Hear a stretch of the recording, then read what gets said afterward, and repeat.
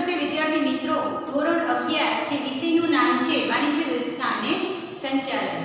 વિદ્યાર્થી મિત્રો, જેમાં આપણે એકમ કસોટીમાં ચેપ્ટર 4 પૂછાવાનું છે.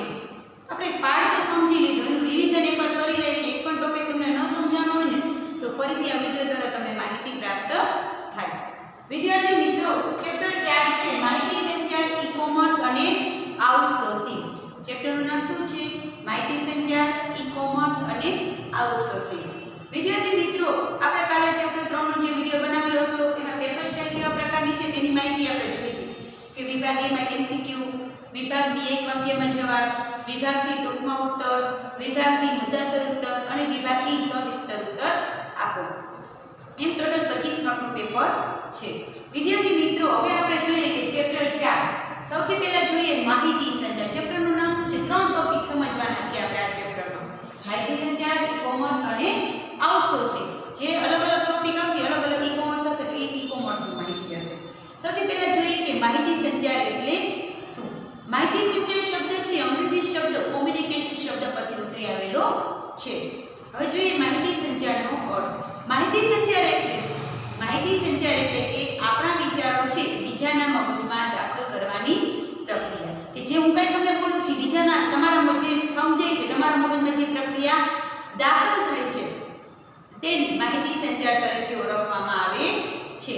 અથવા બીજી વ્યાખ્યા જોઈએ તો માહિતી સંચાર છે વિચારો છે, લાગણીઓ છે, સંવેદનાઓ છે, એ અલગ અલગ છે.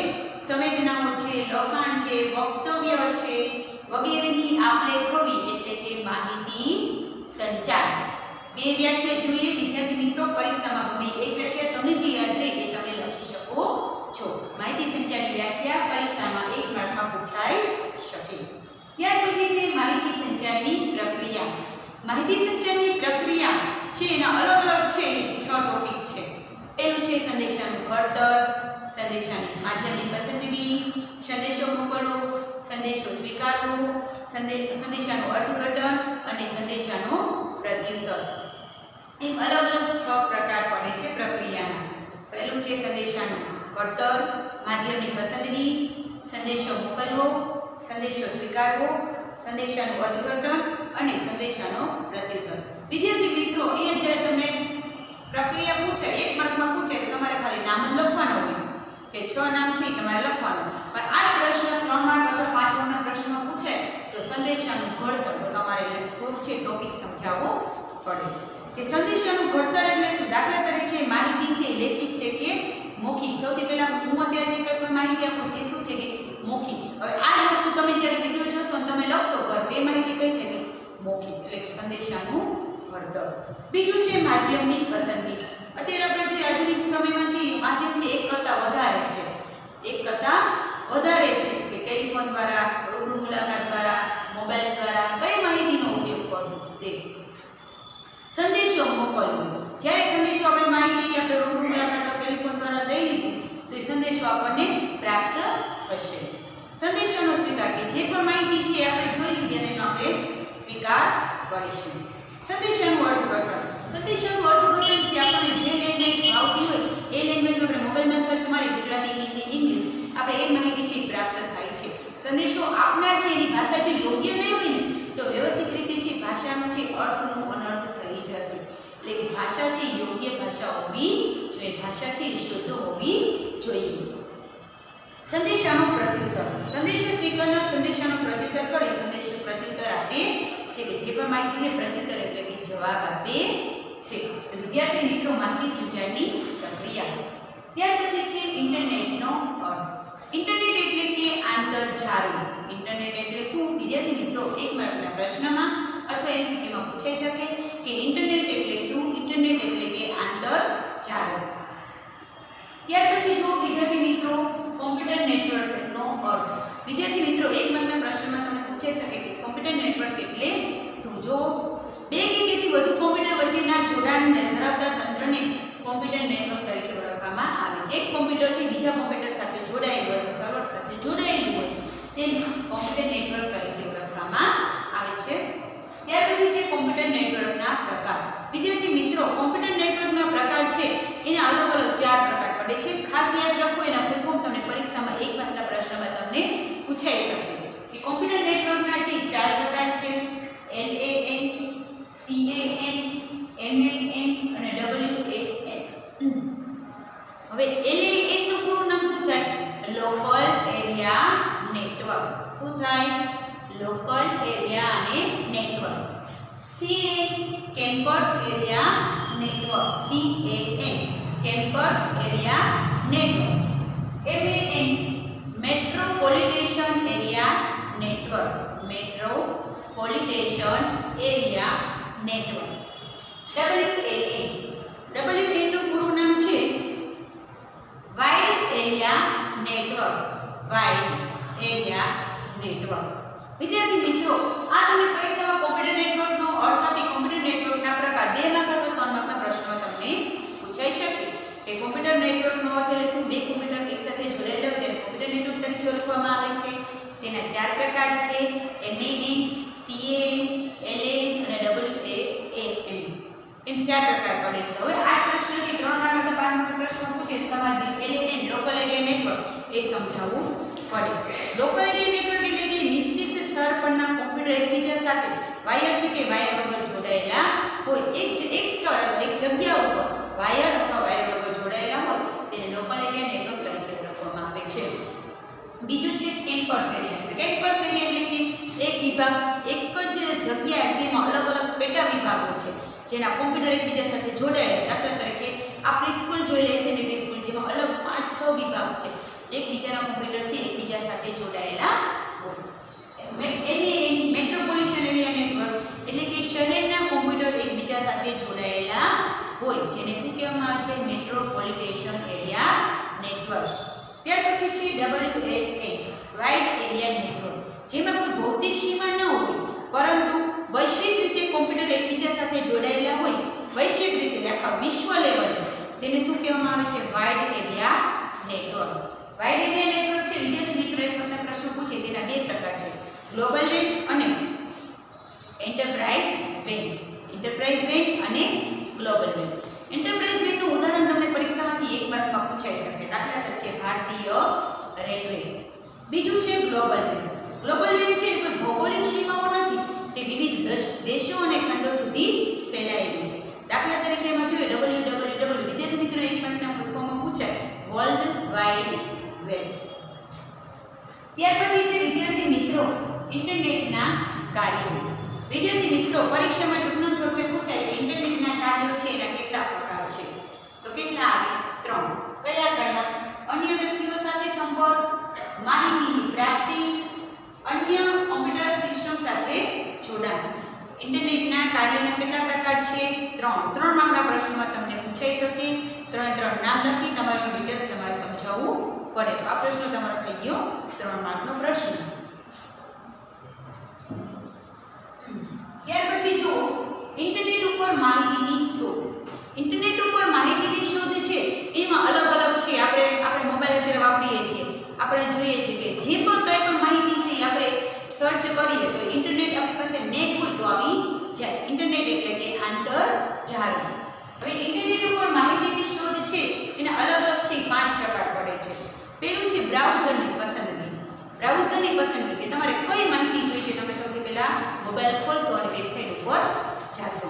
સર્ચ એન્જિનની પસંદગી કે માહિતી છે સર્ચ કરો, કયા પ્રકારની માહિતી જોઈએ છે? સબ્જેક્ટને લગતી જોઈએ છે કે બહાર ફરવા જવું છે એના માટેની જોઈએ છે, રસોઈને લગતી જોઈએ છે, મૂવી જોવી છે એને લગતીની છે, કઈ માહિતી છે? સર્ચ બારમાં આપણે પસંદગી કરીશું. આપણે જ્યારે સર્ચ કરીએ ત્યારે જોઈએ કે પહેલા આપણે જોઈએ કે આ માહિતી જોઈ લઈએ, જે માહિતી જોવાની ને પછી રાખે પહેલા કે આ સર્ચ કરી લે, આ વધારે ઇમ્પોર્ટન્ટ છે એટલે કે સર્ચ બારમાં એન્ટર કરવી. ત્યાર પછી છે જરૂરી માહિતી સર્ચ બારમાં એન્ટર કરવી. કે કયા પ્રકારની માહિતી છે? રસોઈને લગતી છે, મૂવીને લગતી છે કે કોઈ માહિતી સબ્જેક્ટને લગતી છે એની એન્ટર કરવી. વેબસાઇટ પસંદ કરવી, કઈ વેબસાઇટ ઉપર આપણે માહિતી જોઈશું? www ઉપર કઈ માહિતી? વેબસાઇટ પસંદ કરવું કે અમુક વસ્તુ છે, અમુક આપણે એમેઝોન છે, નાપતોલ છે તો આપણને ખબર છે કે આ વસ્તુ છે, બધી વસ્તુ A to Z વસ્તુ છે આપણને નાપતોલ કે એમેઝોનની માહિતી છે, વેબસાઇટ પસંદ કરશું તો બધી માહિતી આપણને પ્રાપ્ત થશે. ત્યાર પછી છે જરૂરી માહિતી પ્રાપ્ત થવી. હવે આપણે છે વેબસાઇટ પસંદ કરી લીધી, હવે આપણે કઈ માહિતી જોઈએ છે? માહિતી આપણને પ્રાપ્ત થશે. સૌથી પહેલા આપણે જોયું માહિતી સંચારનું માહિતી સંચાર એટલે કે આપણા વિચારો બીજાના મગજમાં દાખલ કરવાની પ્રક્રિયા. માહિતી સંચારની પ્રક્રિયા. ત્યાર પછી કોમ્પ્યુટર નેટવર્ક એટલે શું? કોમ્પ્યુટર નેટવર્કના પ્રકાર, જેમાં 4 પ્રકાર સંચારતા: LAN, CAN, NAN અને WAN. ત્યાર પછી જોયું ઇન્ટરનેટના કાર્ય, જેના 3 પ્રકાર છે. ઇન્ટરનેટ ઉપર માહિતીની શોધ. એમાં આપણે અલગ અલગ 5 પ્રકાર સમજ્યા. હવે આપણો બીજો ટોપિક છે માહિતી સંચાર પૂરો થયો. હવે શું આવ્યું? ઈ-કોમર્સ. બીજો ટોપિક ચાલુ થાય છે. માહિતી સંચારમાં આપણે આટલું સમજ્યા. ત્યાર પછી બીજો ટોપિક છે ઈ-કોમર્સ. ઈ-કોમર્સ એટલે શું? ઈ-કોમર્સ એટલે કે ઇલેક્ટ્રોનિક્સ કોમર્સ. વિદ્યાર્થી મિત્રો, અહીં તમે 1 માર્કના પ્રશ્નમાં MCQમાં પૂછાઈ શકે કે ઈ-કોમર્સ એટલે ઇલેક્ટ્રોનિક્સ કોમર્સ. ઇલેક્ટ્રોનિક ઉપકરણો તેમજ માધ્યમોના ઉપયોગ વડે કરવામાં આવતો વેપાર. આ માટે ઇન્ટરનેટ, કોમ્પ્યુટર નેટવર્ક, ઈમેલ સેવા, ક્રેડિટ કાર્ડ, ડેબિટ કાર્ડ જેવા માધ્યમોનો ઉપયોગ કરવામાં આવે છે. ઇલેક્ટ્રોનિક સાધનોની મદદથી. ત્યાર પછી જોઈએ કે ઈ-કોમર્સનો અર્થ જોયો. ત્યાર પછી જોઈએ કે ઈ-કોમર્સનું કાર્યક્ષેત્ર. વિદ્યાર્થી મિત્રો, અહીંયા ખાસ મોસ્ટ ટાઈમની પ્રશ્ન છે. ઈ-કોમર્સનું કાર્યક્ષેત્ર છે એના ફૂલ ફોર્મ તમને પરીક્ષામાં પૂછાય છે કે ધંધાથી ગ્રાહક, ધંધાથી ધંધો, ગ્રાહકથી ગ્રાહક અને ગ્રાહકથી ધંધો. શું છે ઈ-કોમર્સનું કાર્યક્ષેત્ર? 3 માર્ક અથવા 5 માર્કના પ્રશ્નમાં તમને પૂછાઈ શકે. હવે એના ફૂલ ફોર્મથી પરીક્ષામાં 1 માર્કમાં પૂછાય છે કે ધંધાથી ગ્રાહક, B2C, બિઝનેસ ટુ કસ્ટમર. ધંધાથી ધંધો, B2B, બિઝનેસ ટુ બિઝનેસ. ગ્રાહકથી ગ્રાહક, C2C, કસ્ટમર ટુ કસ્ટમર. અને ગ્રાહકથી ધંધો, C2B, કસ્ટમર ટુ બિઝનેસ. ખાસ યાદ રાખો, ફૂલ ફોર્મમાં પૂછાઈ શકે. ત્યાર પછી જુઓ, પછીનું છે ઈ-કોમર્સના સફળ અમલીકરણ માટે જરૂરી સાધનો. કે ઈ-કોમર્સ એ સફળ બનાવવું છે, તેના અમલીકરણ માટે છે એ જરૂરી સાધનો કયા છે? એ વિદ્યાર્થી મિત્રો, તમને ટૂંકના સ્વરૂપે છે આ પ્રશ્ન તમને પૂછાઈ શકે. એમાં પહેલું છે વેબસાઇટ. કોઈ પણ વેબસાઇટ વિકસાવી, તેનું સંચાલન કરવું, જાળવણી કરવી. અત્યારે જોઈએ કે આધુનિક સમય છે ટેકનોલોજીનો છે, કે કોઈ પણ માહિતી છે તે તમે જે પણ ભણો છો ઓનલાઈન ટેકનોલોજી. તો સૌથી પહેલા તમે કોઈ પણ માહિતી છે તમે વેબસાઇટ પસંદ કરશો ને કે આ વેબસાઇટ ઉપર જ છે આપણા વિડીયો આવે છે, એ સીધી તમે કરો એટલે તમને બધા વિડીયો છે આપણા વિભાગના જોવા મળે. વેબસાઇટ પસંદ કરવી. વેબસાઇટમાં વેબ એટલે કે www, વર્લ્ડ વાઇડ વેબ. જ્યારે વેબસાઇટ સાદી ભાષામાં વર્લ્ડ વાઇડ વેબ પર પેઢીનું સરનામું હશે. વેબસાઇટ એ ભૌગોલિક સરનામું નથી, પરંતુ પેઢી દ્વારા પૂરી પાડવામાં આવતી ઓનલાઈન ઉપલબ્ધ એવું સંકલિત સ્વરૂપ છે. બીજું છે ઇન્ટરનેટ જોડાણ ધરાવતું કોમ્પ્યુટર. ઈ-કોમર્સ જે ગ્રાહકો ખરીદે છે અન્ય ધંધાકીય પ્રવૃત્તિ જોઈએ તે માટે ઇન્ટરનેટથી જોડાયેલા હોવા જોઈએ. ઇન્ટરનેટ સાથે કોમ્પ્યુટર છે એ જોડાયેલા હોવા જોઈએ. ત્યાર પછી છે ક્રેડિટ કાર્ડ અને ડેબિટ કાર્ડ. વિદ્યાર્થી મિત્રો, અહીંયા 1 માર્કના પ્રશ્નમાં પૂછે કે ક્રેડિટ કાર્ડ એટલે શું અને ડેબિટ કાર્ડ એટલે શું? ઈ-કોમર્સના ખરીદ વેચાણ કરતા વેપારીઓ એકબીજાથી પરિચિત હોતા નથી. જ્યારે ઈ-કોમર્સ ઓનલાઈન જ્યારે આપણે વ્યવહાર આપણે ખરીદી વેચાણ કરીએ અથવા કોઈ પણ આપણે શોપિંગ આપણે કરીએ છીએ ત્યારે એકબીજાથી પરિચિત હોતા નથી. આથી બંને વચ્ચે નાણાકીય લેવડ દેવડના પ્રશ્નો ઊભા થાય છે. ખરીદી પહેલા નાણાં આપતા જોખમ અનુભવે છે, જ્યારે વેચના નાણાં મેળવ્યા પહેલા નાણાં આપતા જોખમ અનુભવે છે. આ સમસ્યા ક્રેડિટ કાર્ડ અને ડેબિટ કાર્ડથી દૂર થાય છે. કારણ કે આપણે ડાયરેક્ટ ઓનલાઈન જ વ્યક્તિના ખાતામાં છે રૂપિયા ટ્રાન્સફર કરીએ છીએ, એટલે આપણે વ્યક્તિથી પરિચિત નથી એટલે. આ કાર્ડ દ્વારા ચૂકવણી એવી રીતે થાય છે કે ચૂકવણીના આદેશ પછી 7 દિવસ સુધીમાં ચૂકવણી અટકાવી શકાય છે. આ કાર્ડ ઈ-કોમર્સના વ્યવહારમાં અગત્યનું સાધન છે. અત્યારે આધુનિક સમયમાં છે ક્રેડિટ કાર્ડ અને ડેબિટ કાર્ડનો ઉપયોગ છે દિવસે ને દિવસે વધતો જતો જોવા મળે છે. તો જો વિદ્યાર્થી મિત્રો, ઈ-કોમર્સના સફળ અમલીકરણ માટે જરૂરી સાધનો 3 હતા. પહેલું વેબસાઇટ, બીજું ઇન્ટરનેટ જોડાણ અથવા કોમ્પ્યુટર અને ત્રીજું છે ક્રેડિટ કાર્ડ અને ડેબિટ કાર્ડ. ત્યાર પછી વિદ્યાર્થી મિત્રો, ટૂંકમાં તમને પૂછાય છે પરીક્ષામાં 3 માર્ક અથવા 5 માર્કના પ્રશ્નમાં કે ઓનલાઈન વ્યવહારો સમજાવો. શું કીધું એ ટૂંકમાં? ઓનલાઈન વ્યવહારો સમજાવો. ઓનલાઈન વ્યવહાર છે એના 3 પ્રકાર પડે છે વિદ્યાર્થી મિત્રો. ખરીદી અને વેચાણનો તબક્કો, ખરીદી અને વેચાણની શરતો અને નંબર 3 નાણાંની ચૂકવણી. 3 પ્રકાર: ખરીદી વેચાણનો તબક્કો, ખરીદી વેચાણની શરતો અને નાણાંની ચૂકવણી. ખાસ ટૂંક નોંધ છે પરીક્ષામાં 3 માર્ક અથવા 5 માર્કના પ્રશ્નમાં તમને પૂછવાની શક્યતા રહેશે. ત્યાર પછી છે નાણાં ચૂકવણીની પ્રક્રિયા. નાણાં ચૂકવણીની પ્રક્રિયા છે એ પણ પ્રશ્ન તમને 3 3 માર્ક અથવા 5 માર્કના પ્રશ્નોમાં અથવા 2 માર્કના પ્રશ્નોમાં ખાલી તમને કીધું કે નાના પ્રક્રિયાના મુદ્દા લખો તો તમારે ખાલી એના મુદ્દા સમજાવવાના. 2 માર્કનો પ્રશ્ન હોય તો 3 માર્ક અથવા 5 માર્કના પ્રશ્નમાં હોય તો તમારે ડિટેલ્સ પણ લખવું પડે. નાના ચૂકવણી પ્રક્રિયા છે એમાં અલગ અલગ છે. Cheque, net banking transfer, credit card, debit card અને ડિજિટલ કેશ. એમ અલગ અલગ 4 પ્રકાર પડે છે. પેલું છે net banking transfer, credit card અને debit card, digital cash. Digital cash અત્યારે આપણે જોઈએ કેબીસી તમે જોવો છો કે ડાયરેક્ટ વ્યક્તિના ખાતામાં ત્યારે એ જ કરીએ છે એ છે રૂપિયા ટ્રાન્સફર થઈ જાય ડિજિટલ ઇન્ડિયા. ત્યાર પછી જોઈએ વ્યવહારોની સલામતી અને સુરક્ષા. વિદ્યાર્થી મિત્રો અહીંયા ટૂંકના સ્વરૂપે તમને પૂછે છે કે વ્યવહારોની સલામતી અને સુરક્ષા 3 માર્ક અથવા 5 માર્કના પ્રશ્નમાં તમને પૂછાઈ શકે. વ્યવહારોની સલામતી અને સુરક્ષા છે એના 3 પ્રકાર છે. પહેલું છે વ્યવહારના જોખમો, માહિતીના જોખમો અને નંબર 3 બૌદ્ધિક સંપત્તિ અને માહિતીના જોખમો. વ્યવહારના જોખમો, માહિતીના જોખમો અને નંબર 3 બૌદ્ધિક સંપત્તિ અને ગુપ્ત માહિતીના જોખમો. વ્યવહારોની સલામતી અને સુરક્ષાના કેટલા પ્રકાર પડે છે? 3, જે પરીક્ષામાં તમને ટૂંકના સ્વરૂપે 3 માર્કના પ્રશ્નમાં પૂછાઈ શકે. વ્યવહારના જોખમો, માહિતીના જોખમો અને નંબર 3 બૌદ્ધિક સંપત્તિ અને ગુપ્ત માહિતીના જોખમો. ગુપ્ત એટલે કે છુપી રીતે રહસ્ય જે ખાનગી રાખવાના હોય તેની માહિતીના જોખમો. ત્યાર પછી જોઈએ વિદ્યાર્થી મિત્રો છેલ્લો ટોપિક છે આઉટસોર્સિંગ. જો આપણું ચેપ્ટરનું નામ છે એ પ્રમાણે જોઈએ છીએ આપણે. ત્રીજો ટોપિક છે આઉટસોર્સિંગ. આઉટસોર્સિંગ એટલે શું વિદ્યાર્થી મિત્રો 1 માર્કમાં તમને પ્રશ્નમાં પૂછાઈ શકે કે આઉટસોર્સિંગ એટલે શું? દાખલા તરીકે શાસક કંપની છે, પોતાની કંપની છે એ ગૌણ કંપની બીજી કંપની સાથે કાર્ય કરે તેને આઉટસોર્સિંગ. બહારની કંપની સાથે પોતાનું જે કંપનીનું કાર્ય કરવાનું છે તો કરે છે, સાથે બીજી કંપનીઓનું પણ કાર્ય કરે છે. ગૌણ કંપનીનું, શાસક કંપની છે એ ગૌણ કંપનીનું કાર્ય કરે તેને આઉટસોર્સિંગ તરીકે ઓળખવામાં આવે છે. એનો અર્થ જોઈ લે વિદ્યાર્થી મિત્રો. ધંધાકીય એકમો દ્વારા પોતાના મુખ્ય કાર્ય એટલે કે શાસક કાર્ય ગૌણ કાર્યો બહારની કોઈ એજન્સી દ્વારા કે કંપનીથી બહાર કરાય, પોતાના કાર્યો છે બહારની કંપનીઓ પાસે કરાય તેને આઉટસોર્સિંગ તરીકે ઓળખવામાં આવે છે. પોતાની કંપનીમાં વધારે પડતું કામ છે તો બીજી કંપની ગૌણ કંપનીને કાર્ય સોંપે તો તેને શું કહેવામાં આવે છે? આઉટસોર્સિંગ. વિદ્યાર્થી મિત્રો ખાસ છે વિદ્યાર્થીઓને આઉટસોર્સિંગથી સમજાતું નથી એટલે ખાસ યાદ રાખવી કે પોતાની કંપની છે વધારે પડતા કાર્યો છે બીજી કંપનીઓને કરાવે, બીજી કંપનીઓ પાસે કરાવે ને તેને આઉટસોર્સિંગ તરીકે ઓળખવામાં આવે છે. હવે આઉટસોર્સિંગ છે એના છે બે અલગ અલગ છે બહિસ્ત્રોત છે એના 2 પ્રકારના છે. બીપીઓ. વિદ્યાર્થી મિત્રો એ બીપીઓ નું ફૂલ ફોર્મ તમને પરીક્ષામાં 1 માર્કમાં પૂછાઈ શકે. Business process outsourcing. ખાસ યાદ રાખો બીપીઓ નું full form business process outsourcing, જેનો અર્થ જોઈએ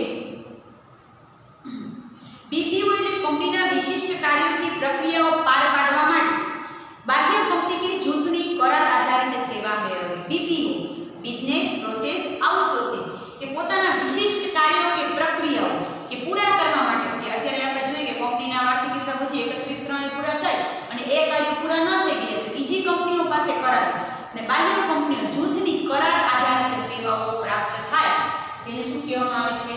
બીપીઓ. બીપીઓની જરૂરિયાત વિદ્યાર્થી મિત્રો 3 માર્કના 5 માર્કના પ્રશ્નમાં પૂછાય છે. જરૂરિયાતમાં પહેલું છે ખર્ચમાં કાપ, બીજું છે કંપનીના મુખ્ય વ્યવસાય પર ધ્યાન, ત્રીજું છે કાર્યકુશળતાનો લાભ, નંબર 4 પરિવર્તનશીલ માંગને પહોંચી વળવા માટે અને નફામાં વૃદ્ધિ. કે બાહ્ય કંપની સાથે કાર્ય કરે તો એની જરૂરિયાત એટલે કે ફાયદા કયા પ્રકારના છે કે નફામાં વૃદ્ધિ થાય, પછી માંગને પહોંચી વળવા માટે કાર્યકુશળતા કે જે વ્યક્તિ કાર્ય કરે એની પાસે કામ કરાવવામાં આવે તો એ વ્યક્તિ છે વ્યવસ્થિત રીતે કાર્ય કરી શકે. ખર્ચમાં કાપ. એ ખર્ચમાં કાપ કારણ કે વ્યક્તિને ખબર છે કે આ કામ પહેલા એને કર્યું છે તો વધારે ખર્ચ થયો તો બીજી જ વખત એ વ્યક્તિ કામ કરશે ને તો ખર્ચમાં કાપ. એ અલગ અલગ જરૂરિયાત છે. 3 માર્ક અથવા 5 માર્કના પ્રશ્નમાં પૂછાઈ શકે. ફરીથી જોઈ લઈએ. બીપીઓની જરૂરિયાત ખર્ચમાં કાપ, કંપનીના મુખ્ય વ્યવસાય પર ધ્યાન, કાર્યકુશળતાનો લાભ, પરિવર્તનશીલ માંગને પહોંચી વળવા, નફામાં વૃદ્ધિ. એમ અલગ અલગ છે એ 5 જરૂરિયાત આપણને જોવા મળે છે. ત્યાર પછી છે કાર્યક્ષેત્ર. બીપીઓનું કાર્યક્ષેત્ર વિદ્યાર્થી મિત્રો 2 માર્કના પ્રશ્નમાં તમને પૂછાઈ શકે. બીપીઓનું કાર્યક્ષેત્ર છે ને કેટલા પ્રકાર છે? 2. કયા? બેંક ઓફિસ આઉટસોર્સિંગ અને front office outsourcing. Bank office outsourcing એટલે શું? કે બિલિંગ, ખરીદી, ડેટા એન્ટ્રી જેવા વ્યાપારિક આંતરિક કાર્યો હાથ ધરવામાં આવે છે. આંતરિક એટલે કે કંપનીની અંદરના બેંક ઓફિસને લગતા. બીજું છે ફ્રન્ટ ઓફિસ આઉટસોર્સિંગ. માર્કેટિંગની તકનીકી સહાય જેવા ગ્રાહક સંબંધી સેવાઓનો સમાવેશ થાય છે. ગ્રાહક સંબંધી ગ્રાહકોની અત્યારે માંગ કેવા પ્રકારની છે, એમાં તકનીકી એટલે કે એની સેવાઓનો સમાવેશ થાય છે. બેંક ઓફિસ આઉટસોર્સિંગ અને ફ્રન્ટ ઓફિસ આઉટસોર્સિંગ. વિદ્વાનોનું કાર્યક્ષેત્રના બે પ્રકાર છે, બેંક ઓફિસ આઉટસોર્સિંગ અને બીજું ફ્રન્ટ ઓફિસ આઉટસોર્સિંગ. ત્યાર પછી જો વિદ્યાર્થી મિત્રો છેલ્લો ટોપિક છે કેપીઓ. કેપીઓનું પૂરું નામ શું થાય? Knowledge process outsourcing. Knowledge process outsourcing એનો અર્થ જોઈએ. કેપીઓ એટલે જ્ઞાન સંબંધિત પ્રક્રિયાનું આઉટસોર્સિંગ. જ્ઞાન પ્રક્રિયા કે નોલેજ આપણને પ્રાપ્ત થાય, જ્ઞાન પ્રક્રિયા આઉટસોર્સિંગ.